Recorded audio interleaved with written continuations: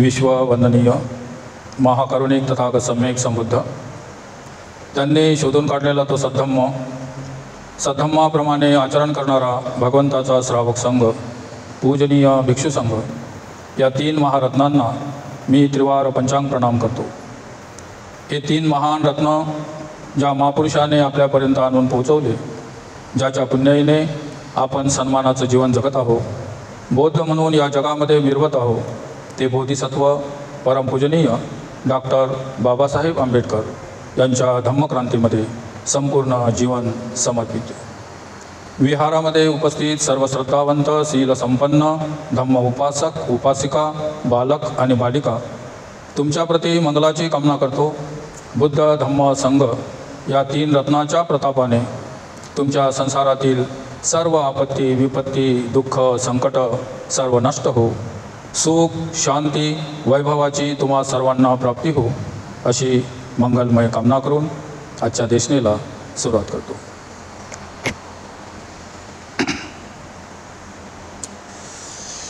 कालपर्यंत आपण पाहिलं, तथागत सम्यक संबुद्धांनी आपल्या धम्माचा प्रथम उपदेश सारनाथ येथील ऋषीपतन मृगदाय वनामध्ये त्या पंचवर्गीय भिक्षूंना आपल्या धम्माचा उपदेश दिला आणि तेच पंचवर्गीय भिक्षू म्हणून पुढे प्रसिद्धीस आले, इतिहासामध्ये प्रसिद्ध झाले। ज्या दिवशी तथागतांनी या 5 पंचवर्गीय भिक्षूंना आपला धर्म समजावून सांगितला, प्रथम धर्मचक्र प्रवर्तन केलं, त्याच दिवसाच्या रात्रीला वाराणसी नगरामध्ये राहत असलेला वयाने तरुण आणि दिसावयास अत्यंत सुंदर असा यश नावाचा मुलगा, जो आपल्या आईवडिलांचा अत्यंत लाडका होता, त्याच्याकडे विपुल धनसंपत्ती होती, कारण तो त्या नगराच्या राजाचा पुत्र होता। त्याच्याजवळ मोठा लवाजमा होता आणि तो राजकुमार असल्यामुळे आपला संपूर्ण वेळ नृत्य गायन मद्यपान मित्रामध्ये रमणान करणे आणि भ्रमंती करणे फिरणे यामध्ये खर्च करत होता।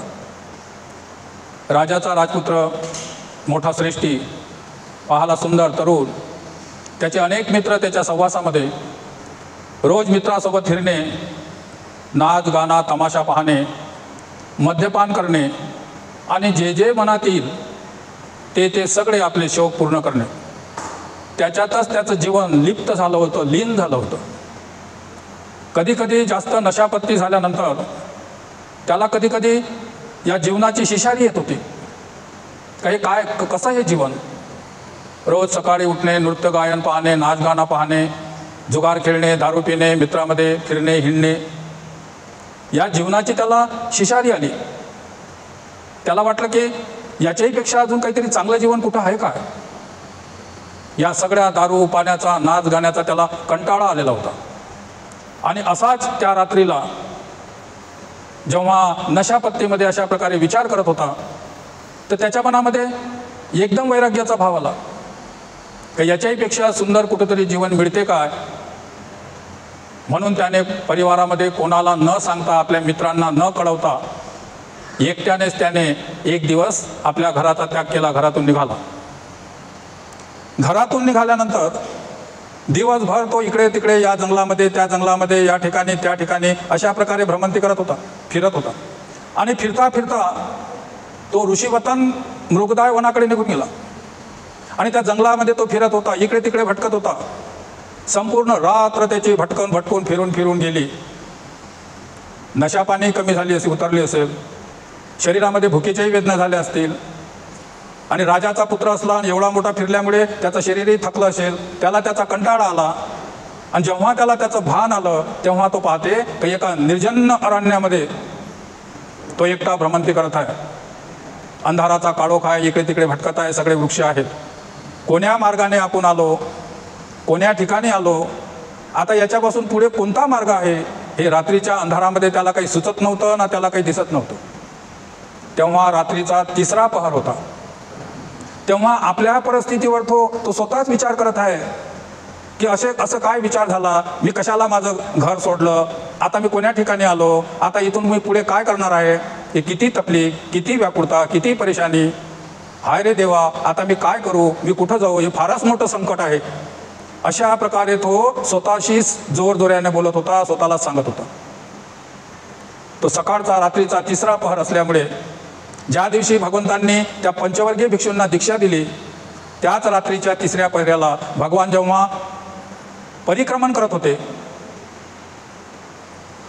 चारिका करत होते, चर्या करत होते, चालत होते, चहलकदमी करत होते, चक्रमण करत होते, त्यावेळेस भगवंतांनी त्याचा आवाज ऐकला की अंधारामध्ये जंगलामध्ये कोणीतरी आहे आणि तो हाय देवा, आता मी काय करू, मी कुठं जाऊ, फारच मोठं संकट आहे. अशा प्रकारचे आवाज जेव्हा तथागतांनी ऐकले तेव्हा तथागत त्याला म्हणतात की ये इकडे ये, काही संकट नाही का काही आपत्ती नाही, ये माझ्याकडे ये, मी तुला धर्म सांगतो, जीवन जगण्याचा मार्ग शिकवतो. हे भगवंताचे शब्द ऐकल्याबरोबर यशाला थोडंसं बरं वाटलं आणि तो तथागताकडे गेला. तथागताकडे गेल्यानंतर तथागतांनी त्याला आपला सद्धम्म सांगितला आणि सद्धम्म ऐकल्याबरोबर त्याच्या मनाला फार बरं वाटलं आणि नंतर त्याने आपल्या पायातील सोन्याचे पादत्राणं बाहेर काढले. तथागताला 3दा त्याने वंदन केलं, आदराने त्याने तथागताला वंदन केलं आणि भगवान बुद्धाचे शब्द ऐकून तथागतांनी शिष्य म्हणून आपला स्वीकार करावा अशी त्याने भगवंताला याचना केली, विनंती केली. सतं समागमो हंतु याव निब्बानपत्य. कितीही मनुष्य विचलित असेल किंवा परेशान असेल तर ती संधी, तो योग जेव्हा कोण्या सत्पुरुषांची भेट व्हायची असते किंवा नवीन मार्गानं मार्गक्रमण करायचं असते तेव्हा धर्माचे तरंग आपल्याला त्या धम्म मार्गाकडे आपोआप पाय टाकून घेऊन जात असतात. काही पूर्वजन्मीचे काही पुण्यकर्म त्याला कारणीभूत असतात. जर अशा पिरियडमध्ये जर सत्पुरुषांची भेट झाली नाही किंवा दर्शन झालं नाही तर मनुष्य अकुशल मार्गाकडे मार्गक्रमण करते. अशा संकटाच्या वेळी जर एखादा सत्पुरुष मार्गदर्शक जर सापडला नाही तर तो व्यक्ती भटकते. आणि ज्या वेळेस ज्या व्यक्तीला असे सत्पुरुष सापडतात तेव्हा त्यांना मार्ग सापडते. कारण तो तथागतांचा चक्रमण करण्याचा पिरियड. चक्रमण करणे म्हणजे आपण त्याचं सकाळी 4 वाजता उठल्यानंतर रात्रीच्या 3ऱ्या पहारी तथागत चक्रमण करत होते. 1 पहार तथागत आराम करत होते, झोपत नव्हते, शरीराला आराम देण्यासाठी असे पडून राहत होते. कारण तथागताची जी शय्या असते, झोपण्याची पद्धती असते, त्याला शय्या म्हणतात. कारण तथागत उजव्या कुशीवर उजवा हात डोक्याखाली घेऊन, डावा हात सरळ आपल्या कमरेवर ठेवून, उजव्या पायावर डावा पाय ठेवून एका कडेवर 1 पहर तथागत केवळ आराम करत होते, शरीराला आराम देण्यासाठी. त्या तथागताच्या झोपण्याला शय्या म्हणतात, उजव्या कुशीवरती. आणि जेव्हा एखादा व्यक्ती डाव्या कुशीवरती झोपते, डावा हात खांद्याला घेते, डाव्या पायावर उजवा पाय ठेवते, त्याला ब्रह्मशय्या म्हणतात. ब्रह्मलोक त्याप्रमाणे झोपतात. आणि जेव्हा व्यक्ती चित्त झोपते त्याला प्रेतशय्या म्हणतात. आणि जेव्हा तो पट झोपते कोणी व्यक्ती त्याला वासनाशय्या म्हणतात.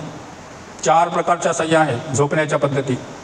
कोणी चित्त झोपते, कोणी पट झोपते, कोणी उजव्या कुशीवर झोपते, कोणी डाव्या कुशीवर झोपते. तथागतांची जी शय्या होती त्याला सिंहशय्या म्हणतात. आणि सकाळी उठल्यावर तथागत चक्रमण करत होते, फिरत होते.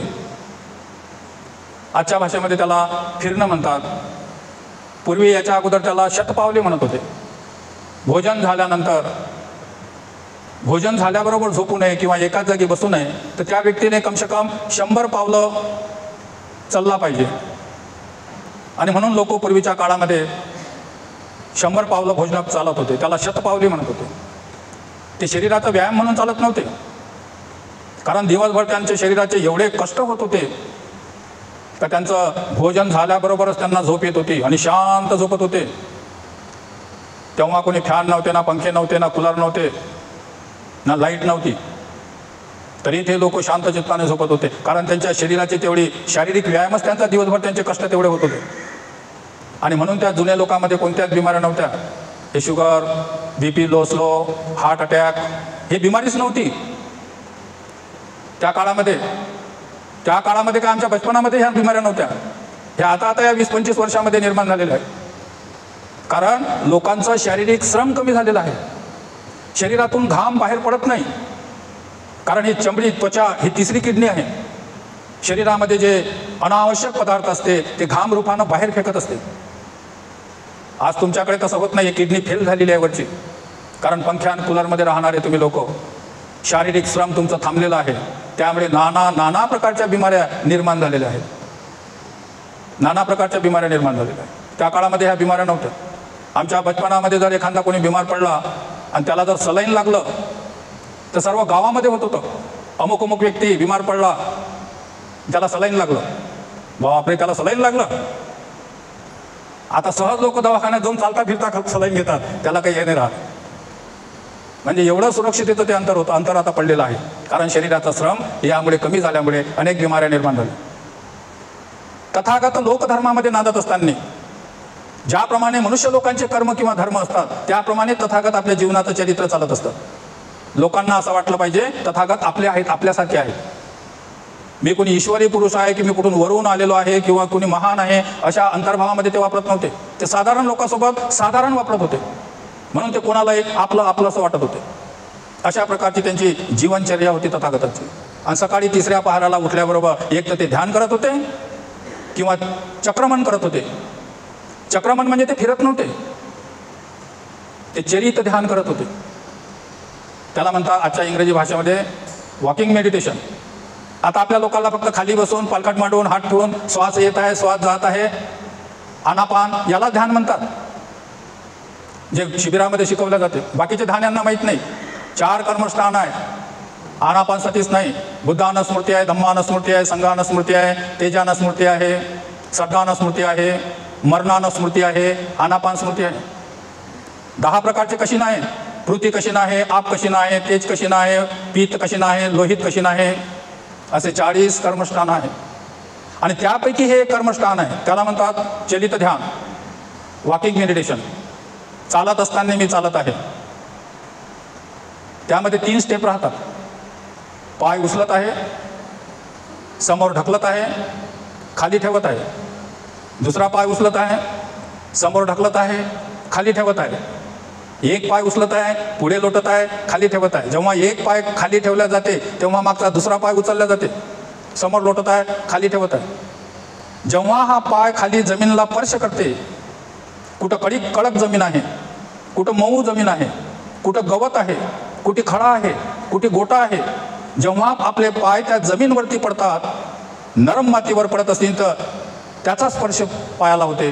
कडक मातीमध्ये पडत असेल तर त्याचा स्पर्श होते. गवतावर पाय पडत असेल तर त्या गवताचा स्पर्श होते. एखाद्या खड्या गोट्यावर जर पाय पडत असेल तर त्या गोट्याचा स्पर्श होते. ते स्पर्श झाल्यावर शरीरामध्ये काय संवेदना होतात ते बुद्ध पुरुष पाहत असतात. एक पाय उचलतात, पुढे ढकलतात, खाली ठेवतात, जमीनचा स्पर्श जाणतात. जसं आसन मांडी मारून, जसं आनापान पाहिल्यानंतर शरीरामध्ये संवेदना पाहतात, तसे चालत असताना संवेदना पाहतात. केवळ बसून असले म्हणजेच ध्यान नव्हे.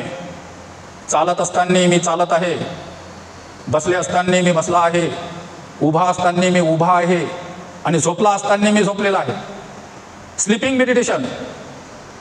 भोजन गिजन झालं, जेवण खावण झालं, संध्याकाळी आपल्या बिस्तऱ्यावर गेला, कारण रात्र ही झोपासाठीच आहे. बिस्तऱ्यावर गेल्यानंतर त्यानं आपल्या झोपाचं आसन घेतलं. ज्याप्रमाणे तुम्हाला झोपाची निंद्रा येते त्याप्रमाणे. कोणी उजव्या कड्यावर झोपते की डाव्या कड्यावर झोपते की ज्या पद्धतीने तो झोपत असेल त्यानं शरीर आपलं बिस्तऱ्यावर टाकून दिलं, डोळे बंद केले.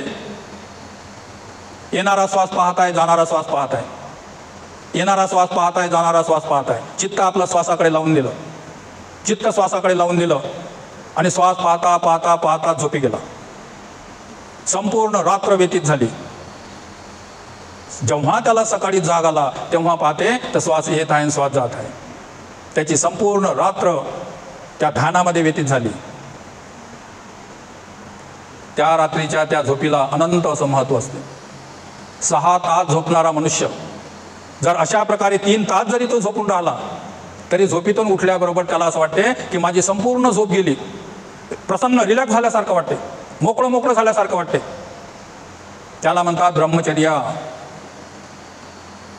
रात्रीला झोपता वेळेस आणि दिवसा वेळेस मैत्री भावनेनं वागते, करुणा भावनेनं वागते, मुदिता भावनेनं वागते, उपेक्षा भावनेनं वागते, चारही ब्रह्मविहाराचं पालन करते, तेव्हा त्याला दिवसा म्हणतात ब्रह्मविहार. त्यालाच म्हणतात ब्रह्मचर्या.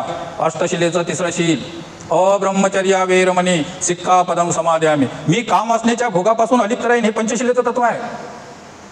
अष्टशिलेच्या या तिसऱ्या शिलाचा अर्थच असा आहे की त्या काम वासनेच्या भोगापासून तर अलग राहणारच आहे, पण सकाळपासून दुसऱ्या सकाळपर्यंत मनामध्ये करुणा, मैत्री, मुदिता आणि उपेक्षेचा भाव ठेवून तो संपूर्ण दिवस, संपूर्ण रात्र व्यतीत करते. त्याला म्हणतात ब्रह्मचर्या. ब्रह्मचर्या म्हणजे स्त्री आणि पुरुषांचे संबंध एवढ्यापुरतं मर्यादित नाही. अष्टशिलेचं जे तिसरं शील आहे हे ब्रह्मचर्या म्हणजे 4 प्रकारचे विहार, करुणा, मैत्री, उपेक्षा आणि मुदिता. तर अशा प्रकारे तिसऱ्या परामध्ये भगवान जेव्हा ते चक्रमण करत होते, चरित ध्यान करत होते, तेव्हा याचा आवाज ऐकल्यानंतर भगवान त्या ध्यानातून उठून त्याला म्हणतात की ये, काही संकट नाही ना, काही आपत्ती नाही ना, काही विपत्ती नाही, ये माझ्याकडे, मी तुला सद्धम्म सांगतो. आणि ते भगवंताची करुणा भरी वाणी ऐकून यश भगवंताकडे गेला, भगवंताला वंदन केलं आणि भगवंताजवळ बसला. आणि जेव्हा भगवंतांनी त्याला आपला धर्म सांगितला तेव्हा त्याच्या मनाला फार आनंद झाला. आणि मग त्याने भगवंताला याचना केली की भगवान, मला आपला शिष्य म्हणून माझा स्वीकार करा. तेव्हा अहि भिक्कवे, भिक्खू ये, असं म्हणून भगवंतांनी त्याला आपला शिष्य स्वीकार केला. यश भगवंताचा शिष्य झाला. इकडे वाराणसी नगरामध्ये कालपासून आपला पुत्र निघून गेला, अजून घरी आला नाही. त्याचे माता पिता, त्याच्या पूर्वाश्रमीच्या पत्न्या परेशान झाल्या, व्याकुळ झाल्या. त्याच्या मित्रमंडळीला त्याचे वडील विचारपूस करत आहे. आपले नौकर हे यशला शोधण्यासाठी त्यांनी पाठवले आणि स्वतःही यशला पाहासाठी निघाले. दिवस गेले, रात्र गेले, तरी आपला पुत्र घरी आला नाही, म्हणून त्याचा पुरा परिवार व्याकुळ होता. आणि असं मुलाला शोधता शोधता यशचे माता पिता आपल्या काही लोकांना घेऊन त्या परिसरामध्ये गेले, ज्या परिसरामध्ये तथागत सम्यक संबुद्धांनी यशला दीक्षित केलं होतं. आणि तिथं जाऊन यशचा पिता तथागतांना विचारते की भगवान, तुम्ही माझ्या मुलाला यशला पाहिलं काय? तेव्हा भगवान म्हणते की महाराज या, बसा बसा, मी तुमच्या मुलाची ओळख करून दाखवतो. जेव्हा त्याचे वडील बसले तर यश त्याच्या जवळच बसला होता, पण आपला राजकुमाराच्या वेशामध्ये वावरणारा, घुंगराले बालाचा, सुंदर दिसणारा असा पुत्र, आणि आता त्याच्या अंगावर ते कपडे नव्हते, त्याच्या डोक्याचं मुंडन झालेलं होतं, त्याच्या अंगावर जाडे भरडे पित्त वस्त्र त्यानं धारण केले होते. वडील त्याच्या बाजूला बसले, पण त्या यशला त्यांनी ओळखलं नाही. जेव्हा तथागतांनी सांगितलं का हा तुमचा मुलगा यश, तेव्हा त्याचे वडील त्याला पाहतात. त्यांना खूप बरं वाटलं, आनंद झाला की माझा मुलगा चांगल्या ठिकाणी आला. आणि तेव्हा ते यशला म्हणतात की बाळा यश, घरी चला, तुझी आई रडून रडून फार व्याकुल झालेली आहे. तेव्हा यशनं भगवंताकडे पाहिलं आणि भगवान यशच्या पित्यांना म्हणतात की महाराज, तुम्हाला असं वाटते का की यशनं पुन्हा त्या संसारी जीवनामध्ये यावं? तेच नाच गाणं तमाशा, तेच दारू पिणे, मित्रासंगे भडकटणे, अशा प्रकारे व्यवहारामध्ये यानं गुंतून जावं असं तुम्हाला वाटते काय? का यश आपला पुत्र चांगल्या लोकांच्या सानिध्यामध्ये राहायला पाहिजे असं तुम्हाला वाटते? तेव्हा त्याचे वडील म्हणत, भगवान, आमचा मुलगा सुखी राहावा ही आमची इच्छा आहे, आणि मग याची जशी इच्छा असेल त्याप्रमाणे त्याने करावं. त्याला घरी यायचं असेल तर आमच्यासोबत येऊ शकते, आणि त्याला जर इथं तुमच्यासोबत राहायचं असेल तर आमची काही हरकत नाही. जेव्हा त्यांनी यशला विचारलं तेव्हा यशनं म्हटलं की आता मी घरी येणार नाही, मी आता भगवंतासोबतच राहणार आहे. तेव्हा मग त्याचे वडील म्हणतात की घरी तुझी आई रडून रडून व्याकुल आहे, तर चल घरी चला, तुझ्या आईला एकदा भेट, म्हणजे तिला बरं वाटेल. म्हणून त्यांनी भगवंताला याचना केली की भगवान, उद्या तुम्ही आणि तुमचा भिक्षू संघ माझ्या घरी भोजनाला या. आणि तथागत मग आपल्या भिक्षू संघासोबत यशच्या घरी गेले. त्यांचे माता पिता, त्यांचे परिवार, त्यांची पत्नी यांनी त्यांचा यथायोग्य आदर सत्कार केला. आणि आदर सत्कार केल्यानंतर चांगल्या प्रकारे त्यांना भोजन वगैरे दिल्यानंतर यशची आई आणि त्याच्या पूर्वाश्रमीची पत्नी यांना ते भेटले. चांगल्या प्रकारे सगळ्यांनी भोजन दिलं आणि भोजनानंतर भगवंतांनी त्यांनी त्या भोजनाचं अनुमोदन केलं, त्यांना आशीर्वाद दिला. तो ऐकून त्यांना फार आनंद झाला, त्यांना फार आनंद झाला. आणि आपला मुलगा योग्य गुरुच्या सानिध्यात आहे याचा त्याच्या सगळ्या परिवारांना खूप आनंद झाला. आणि त्याचे आई वडील पत्न्या सगळे भगवंताला म्हणतात की भगवान, आता यशनं तर गृहत्याग केला, मग आम्ही नाही करू शकत, पण आम्ही संसारामध्येच राहून तुमच्या धर्माचं कसं पालन करता येते असं आम्हाला सांगा. आणि तेव्हा भगवंतांनी त्यांना पवित्र्याचा मार्ग, सदाचरणाचा मार्ग आणि शील मार्ग म्हणजे पंचशील, आर्य अष्टांगिक मार्ग आणि 10 पारमितेचा थोडक्यामध्ये उपदेश केला. आणि याप्रमाणे जर तुम्ही तुमच्या जीवनामध्ये संसारामध्ये राहून सुद्धा तुम्ही जर याप्रमाणे आचरण केलं तर तुम्ही अनेक प्रकारच्या दुःखातून मुक्त होऊ शकता. असा जेव्हा उपदेश दिला तेव्हा यशचे माता, यशचे पिता आणि त्याच्या पूर्वाश्रमीच्या पत्नी यांनी त्या ठिकाणी भगवंताकडून उपासकांची दीक्षा घेतली. 3 रत्नामध्ये दीक्षित झालेले पहिले उपासक आणि उपासिका कोणत्या? तर यशचे माता, पिता आणि त्याच्या पूर्वाश्रमीतील स्त्रिया हे 3 रत्नाला शरणगमन करणारे पहिले उपासक. याच्या अगोदर 2 रत्नाला शरणगमन करणारे 2 उपासक होते. तेव्हा बुद्ध आणि धम्म 2च गोष्टी होत्या, संघ निर्माण व्हायचा होता. ते 2 व्यापारी, काय नाव होतं त्यांचं? 2 व्यापारी भल्लिक है ना. हे विषय आता याच्यातून कट झालेले आहे, कारण जे जे लेखक नवीन नवीन पुस्तकं त्यातले काही भाग काढत असतात. याच्या मातापित्यांची धम्मदीक्षेचा विषय या ठिकाणी दिलेला नाही. आणि ते 2 व्यापारी भगवंताला भेटतात, त्यांचा धर्म ऐकतात आणि ते धर्म ऐकून त्यांना लड्डू वगैरे दान करतात. त्यामुळे जे बुद्धाचा जो खरा इतिहास असते तो आपल्यापर्यंत येऊन पोचला नाही, कारण भगवंतांनी स्वतःसाठी काही विशेष असं स्थानच ठेवलं नाही. जर इतर धर्मामध्ये त्या धर्मसंस्थापकाला महत्त्व आहे. बुद्धाने कधीच म्हटलेलं नाही का नेहमी नेहमी माझं नाव घ्या, नेहमी नेहमी माझं नाव घ्या. भगवान म्हणतात मी सांगितलेला धम्म आणि विनय हाच तुमचा शास्त्र आहे. त्यामुळे इतिहासकारांनी लिहिता वेळेस धम्माला महत्त्व दिलं, संघाला महत्त्व दिलं, बुद्धाला फारसं महत्त्व दिलं नाही. म्हणून बुद्धाबद्दलचे इतिहास आपल्याला फार माहीत नाही, थोड्या गोष्टी माहीत आहेत. आणि जेवढेही थोड्या गोष्टी माहीत होत्या, आता आपल्या आताचे जे लेखक आहेत त्यांनी त्याच्यातही काटछाट करत शॉर्टकट करत आलेलं आहे. त्यामुळे अनेक गोष्टी आपल्यापर्यंत येत नसतात. तरीसुद्धा अशा प्रकारे यश भगवंताच्या संघामध्ये सामील झाले. याचे 4 मित्र होते, जीवलग मित्र. त्यांनी असं ऐकलं का आपला मित्र यश भगवंताच्या सानिध्यामध्ये गेला, आता तो भिक्षू जीवन जगत आहे. मग एवढा मोठा सृष्टीचा राजाचा पुत्र असून भगवंताच्या संघामध्ये सामील झाला, मग आपणही का जाऊ नये? ज्याच्यात आपल्या मित्राचं हित आहे त्याच्यात आपलं हित आहे असं समजून त्याचे 4 मित्र यशकडे आले आणि त्यांनी यशला विनंती केली का गड्या तुझं आता मस्त जमलं, आम्हाला यायचं आहे, तू तुझ्या गुरूंना सांग आम्हालाही दीक्षा देण्यासाठी. आणि अशा प्रकारे यश आपल्या मित्राला घेऊन भगवंताकडे गेले आणि यशने भगवंतांना सांगितले की भगवान हे माझे 4 मित्र आहेत, या 4 मित्रांची इच्छा आहे, यांनाही दीक्षित द्या. आणि भगवंतांनी त्या यशच्या 4 मित्रांना सुद्धा दीक्षा दिलं. अशा प्रकारे पहिले 5 परिवाजक पंचवर्गीय भिक्षू, यश आणि यशचे 4 मित्र असे हे 5 भिक्षू आणि भगवान, असा 11 लोकांचा संघ त्या ठिकाणी निर्माण झाला. 11 लोकांचा संघ त्या ठिकाणी निर्माण झाला. जेव्हा सिद्धार्थ गौतम राजगृह नगरामध्ये बिंबिसाराच्या नगरामध्ये गेले होते आणि पांडव टेकडीवर बिंबिसार आणि सिद्धार्थ गौतमाची भेट झाली होती, तेव्हा बिंबिसार राजाने सिद्धार्थ गौतमाला अनेक प्रकारे समजून सांगण्याचा प्रयत्न केला होता. मागं आपण पाहिलं होतं ते.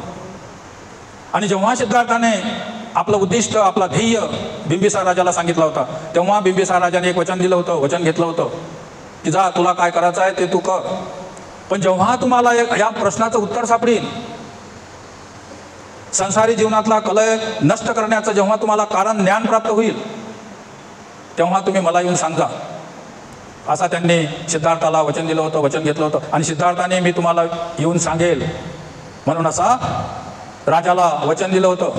आणि त्या वचनाची पूर्ती करण्यासाठी सिद्धार्थ गौतम आपल्या भिक्षू संघासमेत राजगृह नगराकडे त्यांनी मग तिथून प्रयाण केलं. अशा प्रकारे त्यांनी सारनाथचं ईशीपतन मृगदायवन सोडलं आणि ते राजगृहाकडे निघाले. राजगृहाच्या वाराणसी नगरामध्ये, सारनाथपासून 40 किलोमीटर वाराणसी नगरी आहे, त्यालाच वाराणसी, बनारस, सारनाथ, काशीचा प्रदेश त्यालाच म्हणतात. आणि सारनाथच्या या नावावरूनच इतर लोकांनी आपले तीर्थशास्त्र निर्माण केले. जिथं जिथं बुद्धाचं अस्तित्व आहे तिथं तिथं अनेक धर्मियांनी आपापले मठ धर्म निर्माण केले त्याला हडप करण्यासाठी. कारण 84,000 बुद्ध विहारे सम्राट अशोकानं बांधले होते. हे असे आपल्यासारखे समाज मंदिरं नव्हे, मोठे मोठे विशाल विशाल. आज जेवढेही मोठमोठाल्या मंदिरं किंवा मोठमोठाल्या मस्जिद असतील ते सर्व सम्राट अशोकानं बांधलेले ते विहारच आहेत. कारण 2000 वर्ष धर्म थोडासा लुप्त झालेला होता आणि त्यांनी त्याचा स्वीकार केलेला. त्याच वाराणसी नगरामध्ये या 11 लोकांना दीक्षा दिल्यानंतर वाराणसी नगरामध्ये एक काश्यप नावाचा परिवार राहत होता.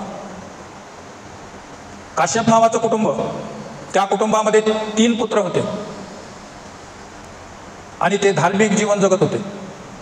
तो काश्यप नावाचा पुरा परिवारच असा धार्मिक असा परिवार होता. काही काळानंतर मोठ्या मुलाने संन्यास घेतला आणि त्याप्रमाणे त्याने घरदार सोडले आणि उर्वेला येथे जाऊन त्याने आपला आश्रम स्थापन केला. मोठ्या भावाने उर्वेला येथे जाऊन त्यानं आपला आश्रम स्थापन केला आणि त्या ठिकाणी तो राहू लागला. उर्वेला या ठिकाणी त्याने आश्रम स्थापन केल्यामुळे त्या काश्यपाला उर्वेला काश्यप असं म्हणून ओळखत होते. आपल्या मोठ्या भावाने गृहत्याग केला, संन्यासी झाले, त्याचं मोठं नाव लौकिक झालं. म्हणून त्याचे जे 2 भाऊ होते, या 2 भावांनी सुद्धा त्याचं अनुकरण केलं. त्यांनीही गृहत्याग केला आणि संन्यासी धर्म घेतला. ते सगळे अग्निहोत्री आणि अग्निपूजक होते. अग्नीची पूजा करत होते, ते अग्निहोत्री होते. आणि त्यांनी आपल्या डोक्याचे लांब लांब केस, दाढे मूळ डोक्याचे केस त्यांनी वाढवले होते, म्हणून त्यांना जटिल म्हणत होते. केस वाढवल्यामुळे त्यांना जटिल म्हणत होते. हे 3 भाऊ म्हणजे एक उर्वेला काश्यप, दुसरा नदी काश्यप आणि तिसरा गया काश्यप. उर्वेला काश्यप म्हणजे त्यानं उर्वेलेला आश्रम स्थापला होता म्हणून उर्वेला काश्यप. नदी काश्यप म्हणजे त्यानं नदीच्या तीरावर आपला आश्रम बांधला होता म्हणून नदी काश्यप. आणि तिसरा भाऊ त्याच्यासमोर गयेपाशी, गयेच्या नगरामध्ये त्यानं आपला आश्रम निर्माण केला होता म्हणून त्याला गया काश्यप. त्या जागेवरून त्या लोकांचे नावं ते त्या ठिकाणी पडलेले आहे. ओरिजिनल त्यांचे ते नावं नव्हते. उर्वेला काश्यप, नदी काश्यप आणि गया काश्यप हे 3ही भाऊ काश्यप बंधू यांनी आपापले अलग अलग आश्रम स्थापन केले होते. हा जो मोठा होता उर्वेला काश्यप, याचे 500 शिष्य होते. दुसरा जो मधला होता नदी काश्यप, त्याचे 300 शिष्य होते. आणि लहाना भाऊ होता जो गया काश्यप, त्याचे 200 शिष्य होते. म्हणजे या 3 जटिलाचे 1000 शिष्य होते. भगवंतांनी 11 भिक्षूची स्थापना केल्यानंतर त्यांनी या काश्यप बंधूबद्दल ऐकलं होतं का या काश्यप बंधूचा समाजामध्ये फार मोठा मान सन्मान आहे, लोकांमध्ये हे फार पूजनीय आहेत. लोक यांचं दर्शन करण्यासाठी, यांना दान करण्यासाठी, यांना भेटण्यासाठी व्याकुळ असतात. खूप मोठं यांचं नाव लौकिक आहे आणि ते अहर्तपदी पोचले आहेत अशी अफवा लोकांमध्ये पसरली होती. हे महान मोठे संत आहेत, ते अहर्तपदी गेलेले आहेत. म्हणून 3ही भावाचा लौकिक होता आणि जिकडे तिकडे या 3ही भावाचं नाम निर्देश चालू होतं. यश आणि त्याच्या मित्राला दीक्षा दिल्यानंतर भगवान आपल्या मनामध्ये विचार करतात, मी जर या काश्यप बंधूकडे गेलो आणि या काश्यप बंधूला मी जर माझा धम्म सांगितला आणि हा जर काश्यप बंधू माझ्या धम्मामध्ये आला तर हे माझ्या धम्माची पताका सर्व जम्बूद्वीपामध्ये लवकरात लवकर फैलल्याशिवाय राहणार नाही. कारण काश्यप बंधूला दीक्षित करणं म्हणजे फार मोठं यश होतं. कारण त्या काश्यप बंधूचाच प्रभाव त्या काळामध्ये सगळ्या इकडे असा पसरलेला होता. आणि या गोष्टीचा विचार करून तथागत सम्यक संबुद्ध त्या भिक्षूंना आपला मार्ग समजावून की तुम्ही ध्यान करा, अभ्यास करा, चरत करा, गावामध्ये जाऊन भिक्षाटन करा आणि जेवढा वेळ मिळत असेल आपल्या ध्यानामध्ये तपत राहा, असं आपल्या शिष्यांना त्या ठिकाणी ठेवून भगवान त्या काश्यप बंधूंना भेटण्यासाठी, त्यांना दीक्षित करण्यासाठी त्यांच्या नगराकडे निघून गेले. त्यांच्या वास्तव्याची ठिकाणं मिळाल्यानंतर तथागत प्रथम उर्वेला काश्यपकडे गेले. उर्वेला काश्यपाच्या ठिकाणाची माहिती मिळाल्यानंतर त्यांची भेट घेतली आणि त्यांना दीक्षा देण्याची एक संधी आपल्याला प्राप्त व्हावी म्हणून तथागत काश्यप बंधूंना म्हणतात की काश्यप, जर तुमचा विरोध नसेल तर मला तुमच्या आश्रमामध्ये 1 रात्र राहू द्या. तेव्हा काश्यप म्हणाला की आपली विनंती मला मान्य नाही, तुम्ही इथं राहू शकत नाही. का?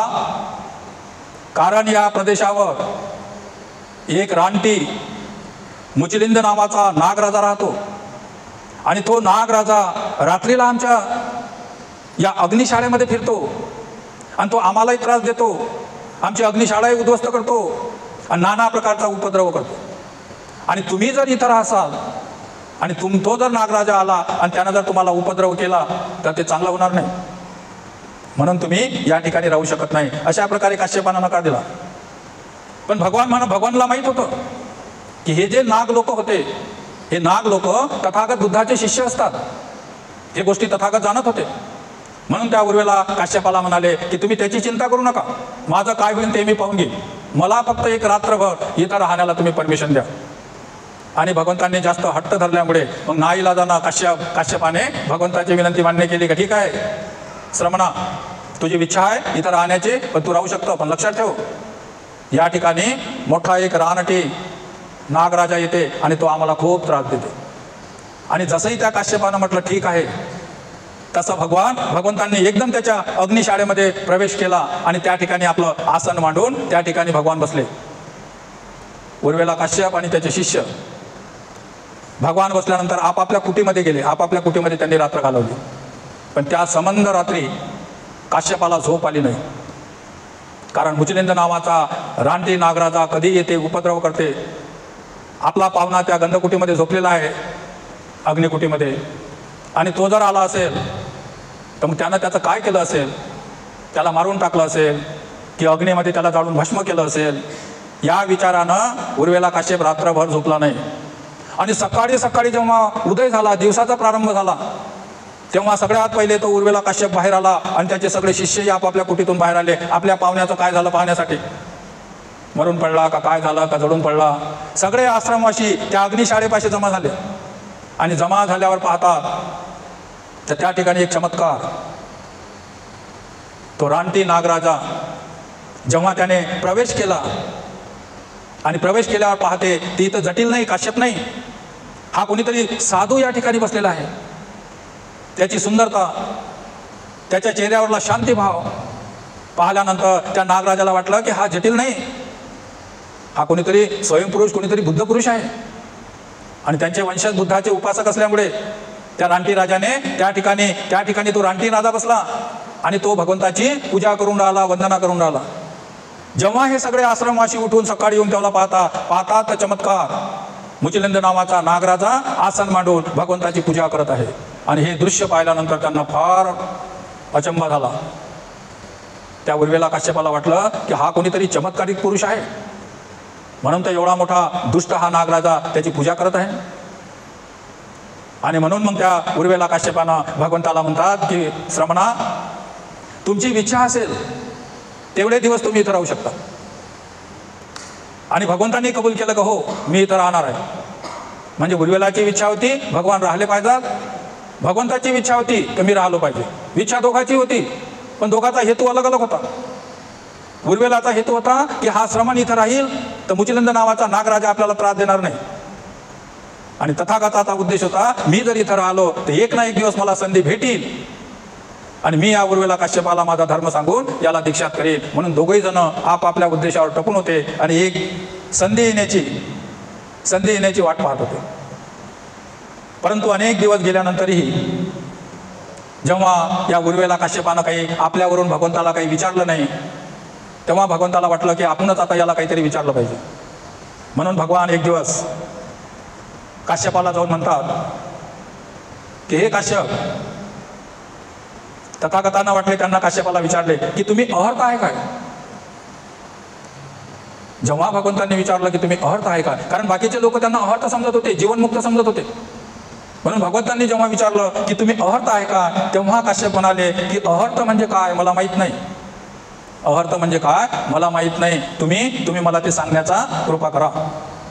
आणि तेव्हा नंतर भगवान त्याला अहर्त म्हणजे काय हे सांगतात. त्यावेळेस भगवान म्हणतात की अष्टांग मार्गापासून च्यूत करणाऱ्या सर्व वासनांना ज्याने जिंकले तो अहर्त. अग्निहोत्रामुळे मनुष्य पापमुक्त होऊ शकत नाही. अग्नीची कितीही तुम्ही पूजा केली तरी त्यापासून मनुष्य पापातून मुक्त होऊ शकत नाही. पण अष्टांग मार्गापासून दूर सारणाऱ्या ज्या वासना आहेत, त्या वासनाला ज्यानं जिंकलं त्याला अहर्त म्हणतात. अष्टांगिक मार्गापासून दूर सारणाऱ्या ज्या वासना आहेत त्यांना जिंकणे म्हणजे अहर्तपद प्राप्त करणे आहे.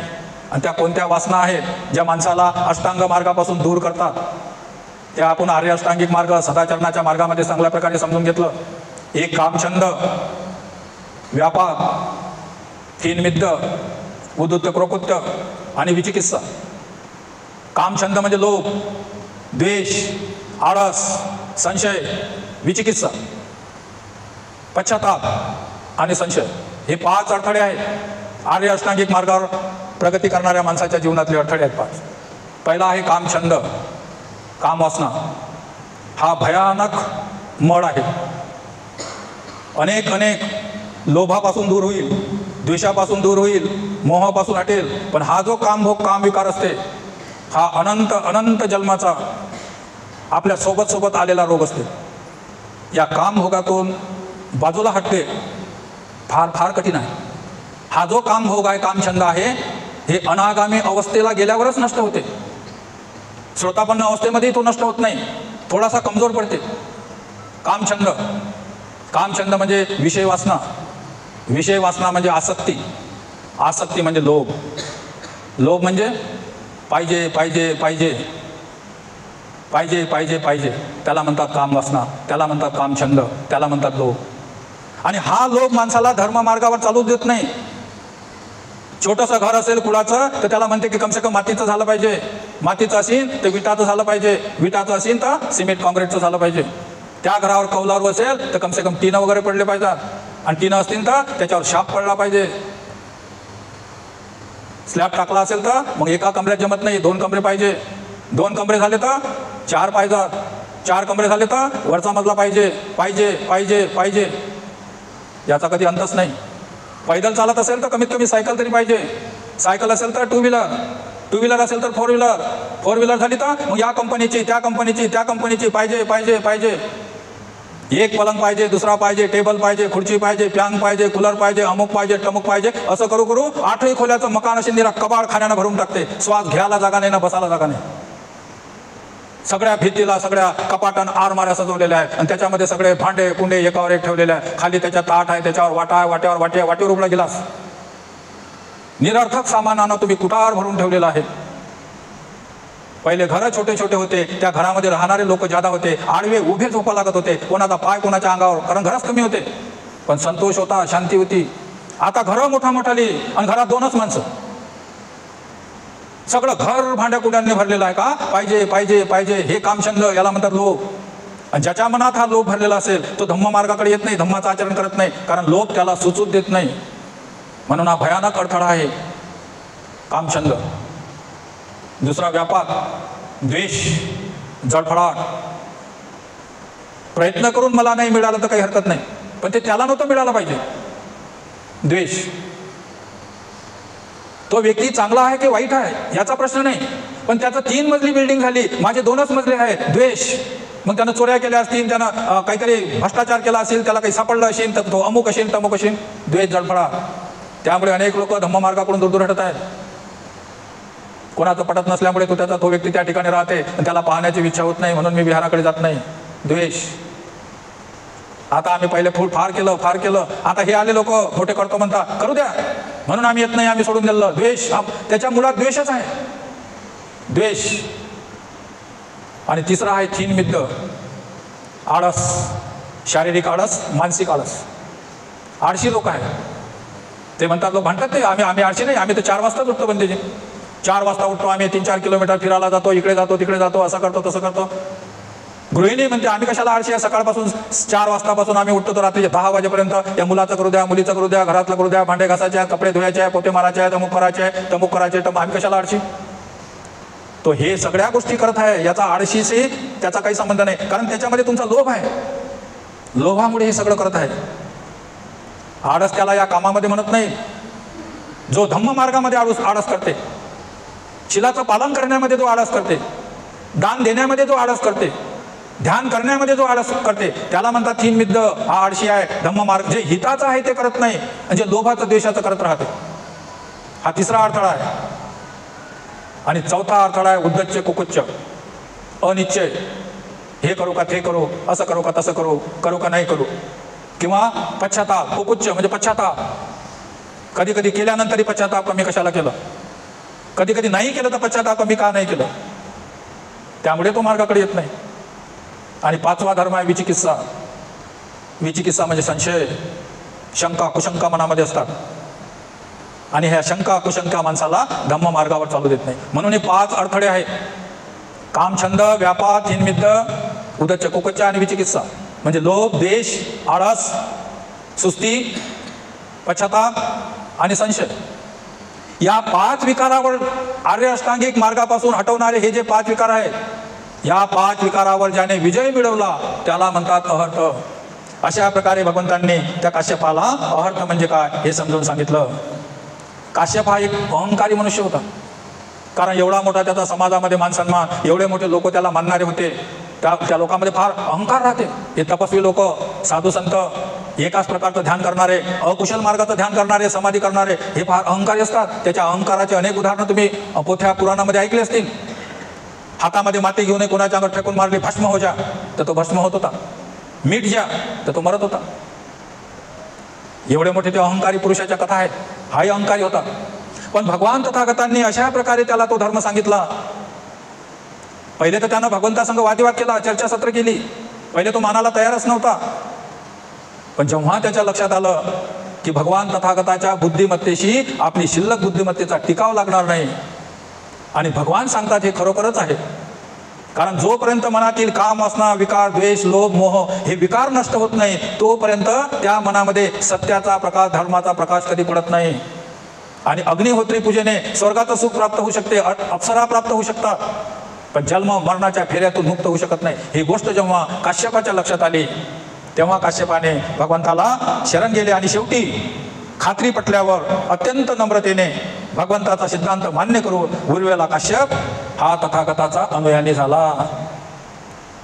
आणि काश्यपाचा अनुयायी झाला म्हणजे मग त्याचे जे शिष्य होते ते शिष्यही भगवंताचे अनुयायी झाले, म्हणजे ते भिक्षू बनले. आणि याचा प्रभाव त्या काळामध्ये फार झाला.